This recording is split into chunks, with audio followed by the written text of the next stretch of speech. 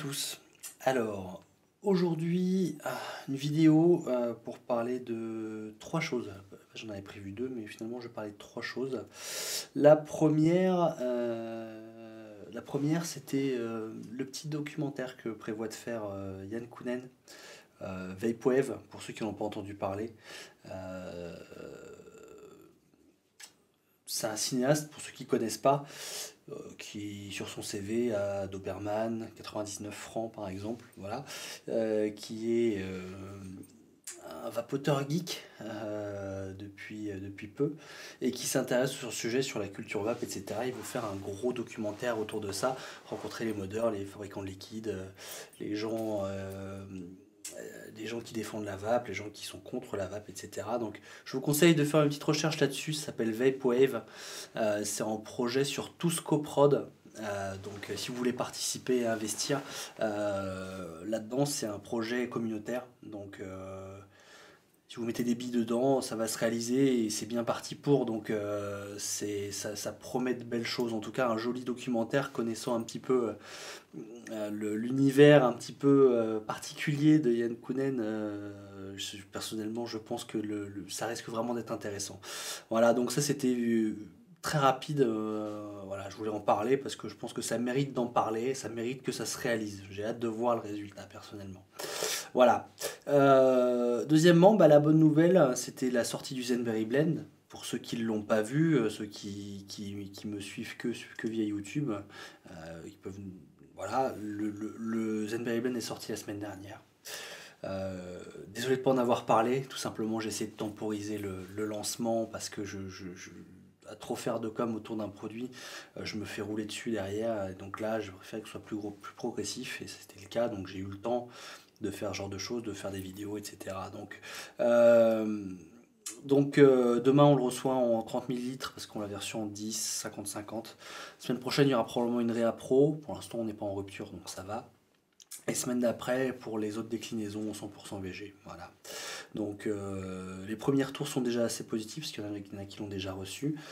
Sayadina a fait une vidéo YouTube sur le sujet. Sayadina Vapote. Première sur les bons coups, encore une fois. Euh, Visiblement, elle a assez apprécié, donc je vous laisse regarder la vidéo. Si vous ne connaissez pas sa chaîne, allez-y. Donc pour expliquer un peu le délai, un peu long pour la sortie du Zenberry Blend, je me suis pas contenté de rajouter deux gouttes d'arôme fruité dedans et puis zouk quoi. Ça a été vraiment une modification de la recette pour trouver l'équilibre parfait. Comme le dit Sayadina justement dans sa vidéo, euh, je suis effectivement insatisfait.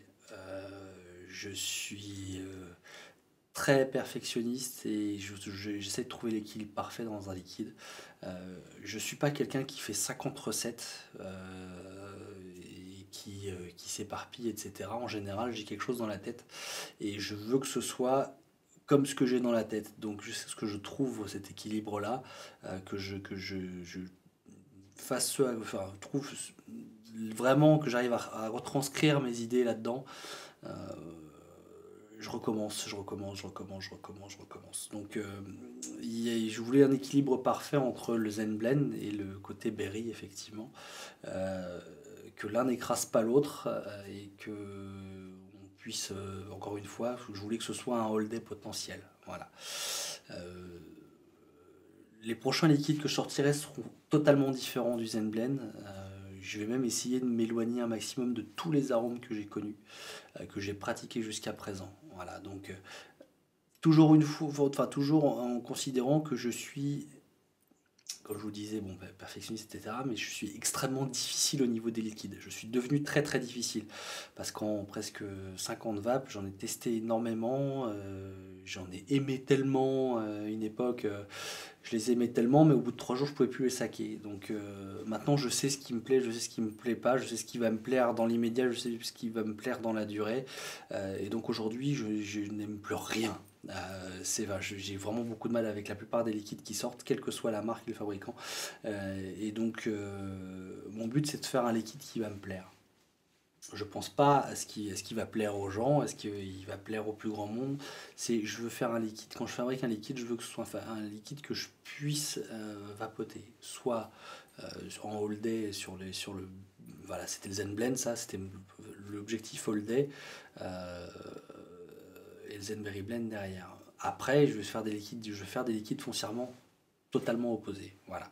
Donc, complètement différent. Peut-être un autre tabac gourmand qui viendra, je ne sais pas, mais encore une fois, avec aucun arôme commun, quasi. Je vais essayer de le faire en tout cas, ou m'en rapprocher un maximum.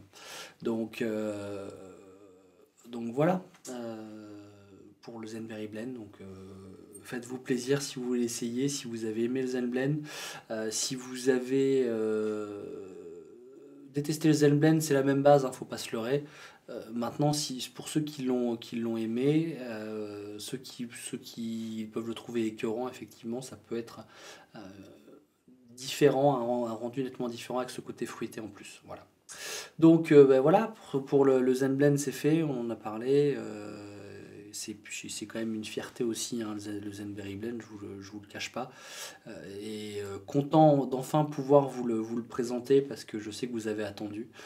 Mais encore une fois, beaucoup de travail autour de ce liquide, mais aussi autour d'autres choses. Donc du coup, j'ai pas pu forcément faire tous les essais que je voudrais. Mais sachez qu'encore une fois, il y a des litres de base qui sont passés et beaucoup d'arômes différents, beaucoup d'essais divers, quoi. Voilà. Il y a plein de gens qui ont testé différentes versions du Zenberry Blend déjà.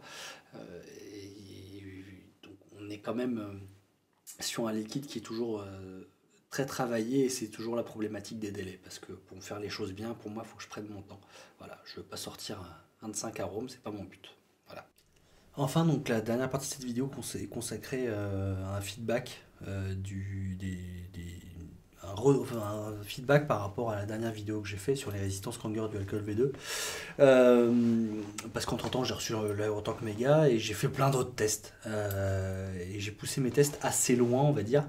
Le test définitif, 20 watts, toujours avec du boba.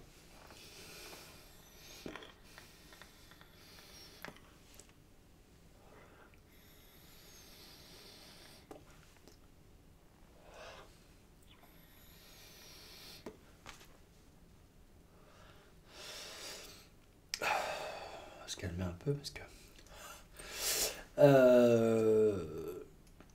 bah voilà quoi, 20 watts, du boba dans un Cliro grand public. C'était... on m'aurait dit ça il y a 2 mois, j'aurais rien dit, mais c'est cela, oui. Un Cliro qui passe du boba à 20 watts, j'attends de voir. Et pour moi, on était très très loin. Donc tout ça pour dire que c'est pas seulement un Cliro qui est un cran au-dessus des autres Cliro qu'on ait vu jusqu'à présent, que le Nautilus, etc.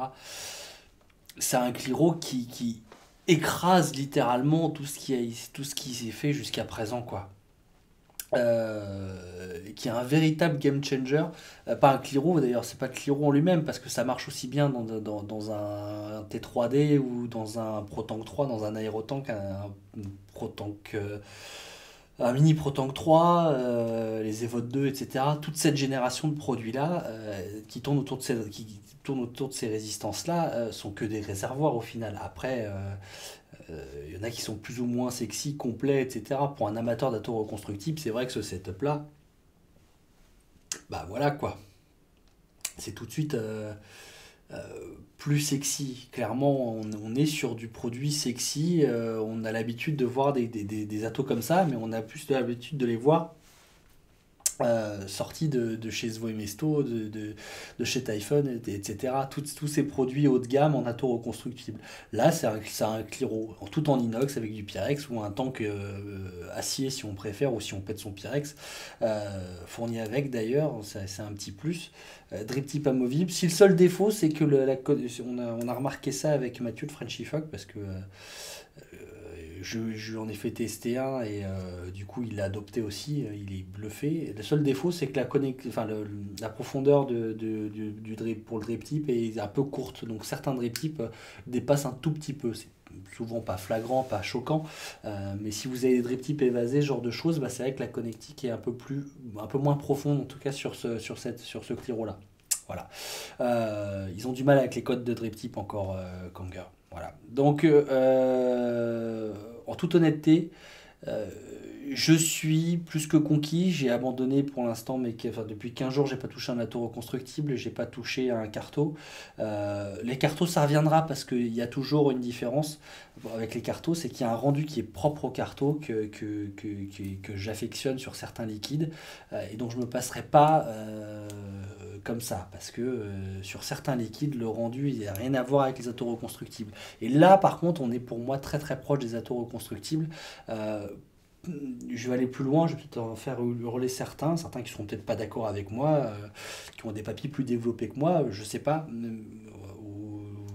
Mais en tout cas, aujourd'hui, je considère que là, j'ai le rendu d'un Kaifen monté en fibre. Il y a 6 mois, je montais mes Kaifen en fibre. Pour moi, dans ma tête, c'était ce rendu-là que j'avais. Et Dieu sait que dans un Kaifen, passer du Boba à 20 watts, on a intérêt à ce que son montage soit aux petits oignons. Parce que le boba, ça reste une saloperie, hein, c'est du pétrole. Voilà. Donc, toute la gamme va être déclinée, enfin, ils vont décliner toute leur gamme avec des kits de débutants avec ces résistances-là, des kits intermédiaires sympathiques avec batterie à voltage variable, avec plus grosse autonomie, un peu plus large, en 16 mm. Toute une gamme, ils ont très bien compris l'intérêt de ces résistances et le succès que ça allait avoir. Et du coup, ils déclinent. Et ils sortent les résistances en 1 ohm. On va les recevoir rapidement. Elles ont été commandées la semaine dernière. Donc là, pour les amateurs de méca ou ceux qui voudraient passer en méca, qui ne passent pas en méca, justement parce que les résistances des cliros grand public sont souvent trop élevées. Ou alors, ben, on est à 1,5 ohm minimum et quand la Q descend, ben, on se retrouve vite avec des perfs assez faibles. Là, un home, c'est royal au bar pour les utilisateurs de mecha. Pour moi, c'est l'idéal. Je suis pas fan du sub-home en mecha, mais pour moi, un home en mecha, ça nous permet de doser notre tirage en AQ plein. Je tire moins fort, moins longtemps. Je n'ai pas besoin de m'envoyer 20 watts tout le temps. Là, c'est pour la démo technique hein, uniquement. Mais un claireau qui marche à 20 watts, qui dénature pas les saveurs grâce au dual coil, c'est l'intérêt aussi. C'est deux coils qui chauffent en gros à 10 watts chacune. Donc du coup, les saveurs sont pas cramées, sont pas dénaturées. Donc, et je suis persuadé que ça peut monter plus haut encore. Parce que si du boba passe à 20 watts, du 50-50 peut passer à 25 quoi. Voilà. Donc ben sur ce, j'ai rien de plus à dire, si ce n'est on va voir de belles choses graviter autour de Kanger prochainement. Voilà.